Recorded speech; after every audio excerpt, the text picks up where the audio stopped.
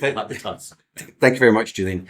I'm one of these people who did a 20-minute talk mistakenly, so there's a couple of slides I'm going to have to gallop over, but hopefully we won't miss too much. What I'm going to do is I'm going to just talk a little bit about the context of this project, the research context, hopefully tell you what we did and why we did it. And then, because it's an immersive experience, and it's very difficult to explain an immersive experience kind of verbally, there's actually a little video which is captured basically from one person's point of view inside that experience, which is about 4 minutes long. So hopefully I'll have time to show that. And then very briefly, I've got some reflections at the end of that. So the first thing to say in terms of context is that I've been really interested in this relationship between materiality and the digital for quite a long time. And we know, just as we've been talking about how there's a preference for the visual or the ocular in Western societies, we also know that heritage terms people are very interested in the real, original material objects. And that applies even in the weirdest of circumstances, which is why I have this slide here, which is an object for the Utah teapot, which is one of the very first objects that was ever rendered in 3D. The least important thing about this teapot is its physical materiality, but still there's a museum that's actually gathered this $5 teapot together and put it on display because they feel that's what people would be interested in. So I've carried on looking at multiple ways in which we can engage people through networks of relations in particular, and co-production in particular, how we can engage people in multiple ways, including emotionally, with the 3D content that we're generating.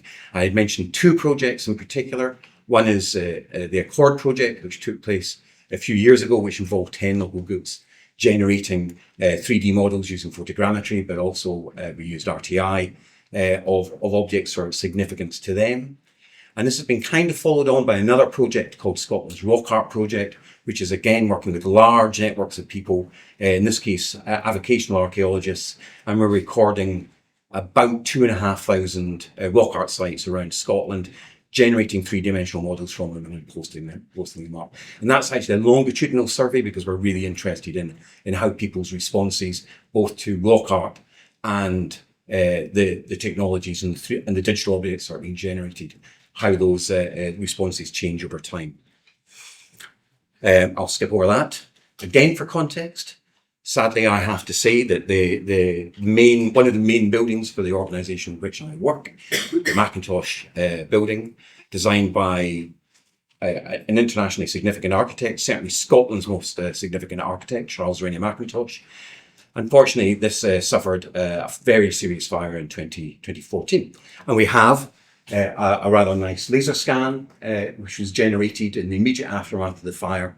And one of the really nice things about this particular image is that we can see, I think, if I can find the pointer bit. That's it. You see there's these figures here, these kind of ghostly figures which are appearing in the scan. These are actually scans of the plaster casts that were used for teaching drawing inside the building. And here's another image of those plaster casts. So we engaged in a full laser scan survey immediately after the fire. And there we have what's actually a very well-known sculpture indeed. This is the Laocoon.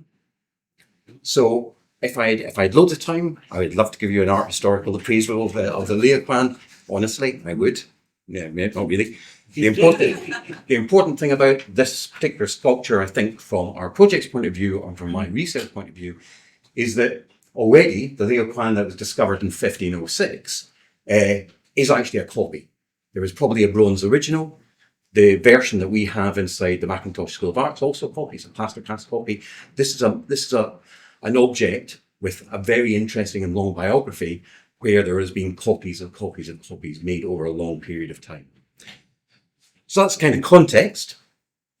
We then go on to, I think, Julian mentioned that a lot of the papers in this session today have been prompted by a particular call on immersion from the Arts and Humanities Research Council in the UK, where they were specifically interested in memory, place, and performance. And we saw, I think, an opportunity to participate in this call, drawing together the things that we've mentioned in the context slides here. The key thing, what we were looking at is looking at developing a methodology for generating a kind of immersive experience that borrows on the co-production that we'd already been engaged with community groups. And the communities that we were looking at in the Glasgow School of Art were these communities. The staff were a community, the students were considered a community, the archivists and the art historians, and also the architects involved in the reconstruction of the building were considered a community. And there was quite a large community of interest or expertise in Glasgow itself around Charles Raleigh Mackintosh, the architect. So in our design process and our construction process, we borrowed very, very heavily from these groups of people using the kind of focus group methodologies that have been developed through Applaud and Strat projects. That's the key element of it. The other key element I think is worth mentioning is that we had the opportunity to work with an SME called ISOdesign. That's their logo down there. They're a commercial design company who've done some extraordinary work. They're an award-winning company. They've done work around the Titanic exhibition in Belfast and also the 3D displays in Stonehenge, the new Stonehenge Visitor Centre. So they were really very, very good partners for us to team up with. So what we wanted to do was to create this immersive experience using AR and VR techniques. There was a kind of iterative user testing process which actually took place after the co-production process. And there was this idea, which I might, if we've got time, return to, that we would create a set of preliminary industry standards for creating these kind of immersive experiences. So we have a linear VR experience. It's about 5 minutes, a little less than that actually. And the target for this was the reopening of the Mackintosh building after its reconstruction in that 2014 fire. It was going to be an immersive experience. It was going to be part of a large exhibition around Charles Raleigh Mackintosh during the reopening process, which would have been taking place around about now, actually. So we would encounter various things, the history of Laocoon. We were quite interested in the various types of data that people wanted to be embedded inside the immersive itself, history of the Laocoon, its role as a teaching aid inside the Mackintosh, the art historical significance of the Laocoon itself, the process of damage, and particularly the process of restoration, actually. But a lot of people reference that as being extremely significant. And we also wanted to embed as a kind of embedded paradata, actually, a kind of discursive element where we talked about the process of actually building the model itself and what that means in terms of the biography of the object and the process of replication through time. Interestingly, and this I think chimes with some of the other papers we've heard over the last few days, and also with the Katz paper there, all the communities we dealt with, all the people we discussed in the co-production process were not in the slightest bit interested in the idea of a perfect visual representation of what the Laocoon was like inside the Mackintosh building at the time. They realised that that would be, to a large extent, inhibiting, could simply be represented by a photograph in most instances. They were much more interested in bounding up lots of different types of stories and lots of different appreciations, and very interested in something that would actually be emotionally resonant. So we have, we'll see this hopefully, so I won't go over this too long. There was historical content in the narration, lots of really interesting archival images going back about 100 years of it, where it was in the building and how it was being used. Lots of gaze-activated content. This is a UI, there's a discussion about the UI around there that I don't think we've got time for, but there was lots of interesting decisions about how people were going to interact with this immersive in the easiest ways. But we shouldn't forget that the exhibition for the opening of the Mackintosh is somewhat postponed because, unfortunately, during the reconstruction process, the Mackintosh suffered another absolutely catastrophic fire. So it's actually a worse situation than it is. And this happened while we were building an exhibition to discuss the reconstruction process of the first fire, and it all involved a certain reorientation of our process. Okay, so I'm aware I'm galloping, but hopefully we can get to reflections at the end of this. So I'm just going to play. So what we're seeing here is it's a full immersive 5 Oculus Rift or so. So what we're seeing is one person's perspective of this experience. This is Laocoon. Legend has it he was a Trojan priest who along with his 2 sons was attacked by sea serpents sent by the gods. The story's most iconic depiction is a marble sculpture from ancient Greece that is now in the Vatican that many believe to be a copy of an earlier bronze work. You are looking at a plaster replica of the central figure that existed in the Glasgow School of Art's Mackintosh building. From the time of its rediscovery, copies of Laocoon and his sons were made in marble and in plaster. Many were used for teaching drawing and anatomy in art schools where collections of casts were wheeled between studios for students to work from. As drawing from casts fell out of fashion, many were destroyed. At Glasgow School of Art, however, Laocoon and other plaster casts were retained and were familiar figures in the school's corridors. In May 2014, this cast was badly damaged in the fire that ravaged the west end of the famous Mackintosh building. As if attacked by the gods again, the intense heat and smoke transformed Laocoon's marble white plaster surface to a sooty, blistered black. A decision was made to conserve the plaster cast, given its importance in art education and also its history as part of the GSA collection. The first step was to examine Laocoon and establish how it was made so it could be strengthened. There was this moment when I was looking at them and they had become something else. They really, really had become something else. They were already stunning. To think that people had cast these from amazing sculptures and they'd survived all these years until now, until this point. And then there was a fire, and suddenly the fire had turned them into something completely different again. We didn't know whether he was solid or hollow, so we had to work out how is the consolidate going to penetrate the plaster itself. We drilled holes into the Laocoon's body. One was to allow the endoscope to go in, so we could see all around the inside of the cast, but then we could use the same holes to actually spray the consolidant, so we could use a tool to go through those holes. So we could use those holes for as many purposes as possible, and we could then check how the consolidation was doing with the endoscope. In terms of the conservation, in terms of the patina that the damage from the fire had lent it, what is just incredible here and absolutely magnetic is it's almost as if Laocoon, or this copy of a copy of a copy, has reverted to the original that has been lost to the mist of time. And so we have a slice of that original experience, because this dark color is actually the patina that the bronze would have assumed. The conservation work made value of Laocoon's transformation, preserving the surface like a darkened bronze. This beautiful copy, unique in its appearance, was stored in the Mackintosh building because of its size and fragility. Sadly, it perished in the fire of June 2018.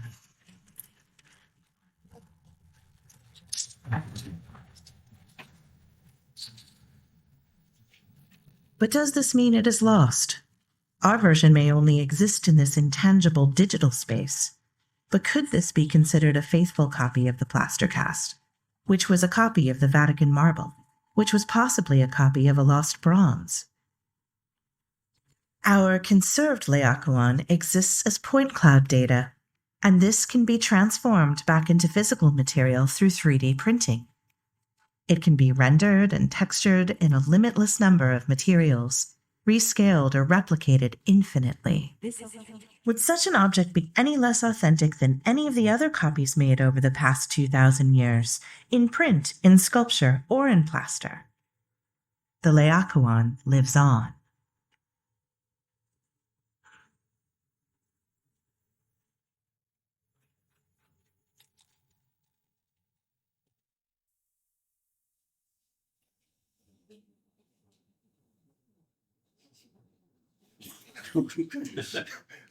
Credits.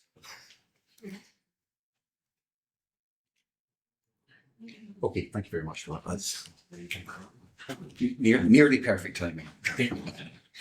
Okay, so I think I'm doing okay for time, am I? Yeah, you've got 3-4 minutes. Okay. Summing up. Okay, fine. So the key findings of this, I think, from a design perspective, And again, I'm not sure this can be universalized, but actually the idea of combining co-design with rapid application development works really well in this particular instance. The stakeholder groups definitely felt a sense of ownership in the co-design process, and with the immersive, there was a moment when during the kind of evaluation process, we were keeping tabs on the number of people who burst into tears during the experience, which I think indicates some kind of strong emotional attachment. Organizational concerns, which always exist in this type of project, we were able to address those very, very on. And again, the iterative user testing, which I don't think is unusual or novel, but it was actually very extremely useful. So just a couple of minutes on where I think we are, given the scale, the time scale and the amount of money in this project. I think there was issues that we didn't manage to address. And one of those, I think, ironically, given how we just dealt with the sound there, is that the narration there is really useful in terms of delivering information, but it's potentially quite didactic and also potentially quite intrusive. So there's a wee bit of a division about people who wanted this type of narration and people who would much rather have had there was sound effects in there. There was not spatialized sound like Kat was talking about, but there was people who were much more in favour of simply having a much richer soundscape. There's practical issues with these immersives, is the fact that you need to shepherd people around them. That you need to be followed around with somebody holding the cable behind you. And in an exhibition space where it's been used by other people, we still have the issue of people spreading germs from each other's faces and conjunctivitis, which is slightly problematic to say the least. Also in this one, I think it's fair to say that we have to think a little bit more about the transitions from these physical to virtual spaces. If you're in a big, brightly lit room surrounded by lots of people, and then you drop into that kind of darkened, emotionally evocative environment, it can be quite jarring, and it may take you a little while to actually orientate yourself to this new space. I think we have to acknowledge that, and I think one of the things we were thinking about in another context for another immersive is actually physically designing the space in which the immersive takes place, so the user's kind of eased into the experience before they even put the helmet on. Authorship, which some of you know is a major kind of bugbear of mine, which is why we had the credits at the end there. In this case, they were still obscured. The individuals who actually were involved in the creative process, to all intents and purposes, artists in the art school, are not named individually. The entire product is corporatized, and that has a definite impact on the way that is consumed by the audience. It is not presented as a work of art, which, as we know, almost all works of art are explicitly offered and it's part of how they're received. This is presented as a virtual experience, despite the fact that it's clearly informed by creative practice. Ownership, again, in this instance is unmentioned, but perhaps we don't want to open that particular kind of worms here, but how these things are licensed and made available. And I think there was also a key missed opportunity, which I was advocating for, is that when we saw the moment in the immersive when there was multiple copies of the Laocoon appearing, this was talking about the kind of our ability to replicate these things infinitely. I think we missed the opportunity to say that actually there already exists in the world a network of Laocoon. I'm saying Laocoons again, but I've been told a million times it's Laocoon. Why can I not say that properly? It's Laocoon. There is a social network of Laocoons in the world already. This sketch lab is already full of three-dimensional models because these plaster casts exist in museums all over the world. There's obviously the original, except it isn't original, and there's also a huge amount of quite interesting creative response to Laocoons themselves. And taking a biographical approach of an object, I'd really like to kind of draw on all that into the process. So next steps, and I don't think we'll have time to talk about this. Julian's saying no. I just want that one at the bottom there, I think, is worth highlighting. There's a very interesting session that Sarah Perry and Rachel Opitz were running yesterday. I caught the end of it, about the potential for universalizing some of the kind of design lessons. And I have to say, I'm not entirely convinced that we're actually at that stage just yet. I think there is no vernacular for how we engage with immersives the way there is with, for example, cinema and so on.